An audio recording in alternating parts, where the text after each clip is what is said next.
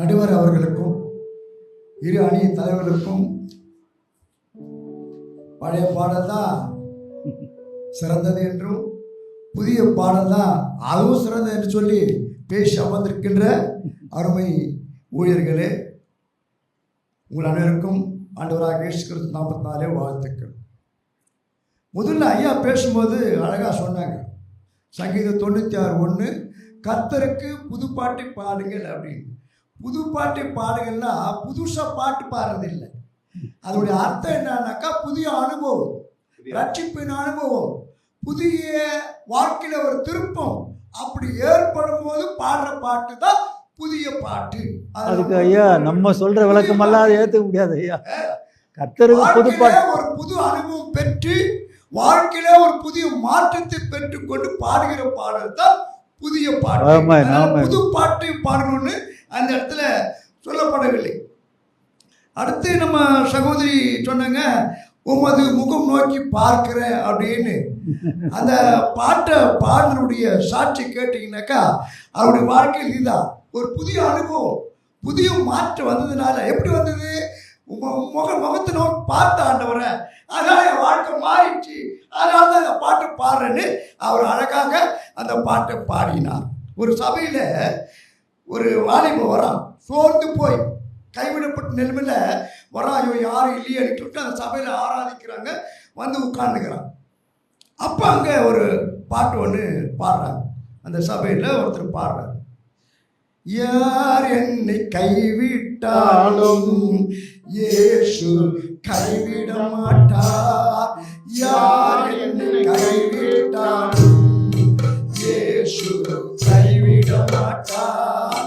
கைவிட மாட்டார், கைவிட மாட்டார், கைவிட மாட்டார், கைவிட மாட்டார், கைவிடவே மாட்டார். இயேசு கைவிடவே மாட்டார். இந்த பாட்டை பாடினோன்னு உண்மையிலே அவ எதுக்காக ஆலயத்துக்கு வந்துருனாக்கா, கடைசி முறையா ஆலயத்துக்கு வந்து போய் தற்கொலை பண்ணிக்கணும்னு நினைச்சு வந்து உட்காந்துக்கிறான். ஆனால் இந்த பாட்டை பாடினோடனே அவனுக்கு வாழ்க்கை மாறுகிறது. என்னை நேசிக்கிற ஒரு அப்பா இருக்காரு, எனக்கு வாழ்க்கை கொடுக்குறது ஒரு அப்பா இருக்காருன்னு சொல்லி அவன் சந்தோஷப்பட்டு வெளியே போனான்.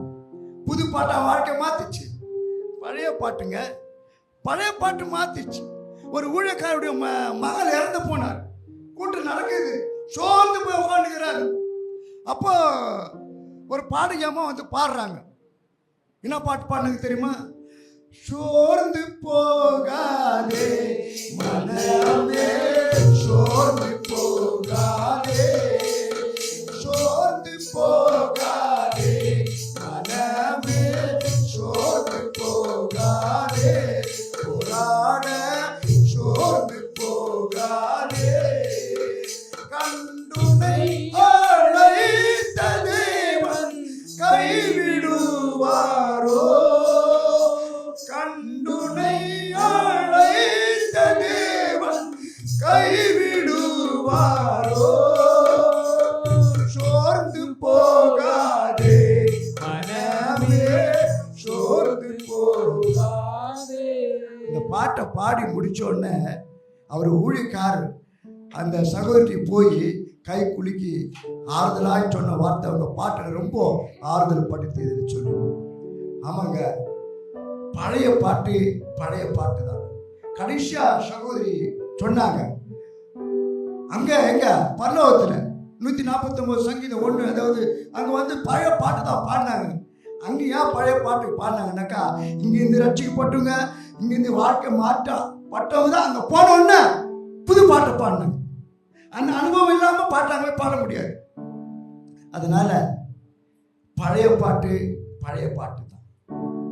சாரா நவரேஜ் பாடினாங்க பாருங்க, சத்திய வேதம் கர்த்தர் கீதம் சுத்தர்கள் போற்றும் பாதையின் தீபம் சத்திய வேதம். எவ்வளவு அருமையான பாட்டு தெரியுங்களா அவன் பாடினது. எனக்கு ரொம்ப இன்னும் ஒரு பிடிச்சமான பாட்டு தெரியுமா? தேவா பிரசன்னம் தாருமே தேடிவும் பாதம் தொழ தனிமையில உட்கார்ந்து ரசிக்கலாம். உள்ளத்தை உருகிற பாடல்கள், அவ்வளவு அருமையான பாடல்கள். ஆகவே நான் நினைக்கிறேன் நடுவர் அவர்கள் பார்த்தா எப்படி தெரிந்து பார்த்தீங்களா, பழைய ஆளுங்க, பழைய ஆளுதான் ஐயா. வயசு தான் அவருக்கு இருக்கும்னு நினைக்கிறேன். எனக்கு இப்ப 70 வயசு. கொஞ்சம் குறைவா அதனால அவர் வயசு தான் இருக்கிறோம். கண்டிப்பா எனக்கு தான் சப்போர்ட் பண்ணுவார். ஆமென். அதுல எந்த மாற்ற கருத்தே கிடையாது. ஏன்னா அவர் எழுதின பாட்டுல பார்த்தா பழைய பாட்டை எழுதி வந்துக்கிறார். அதனால சபை வளர்ச்சிக்கு பெரிதும் உதவியாக இருப்பது பழைய பாடல் தான் என்று ஆணித்தரமாக நடுவர் அவர்கள் சொல்ல போகிறாங்க. நாம கேட்க போகிறோம். வாய்ப்புக்கு நன்றி கூடி விடைபெறுகிறேன். நன்றி, வணக்கம்.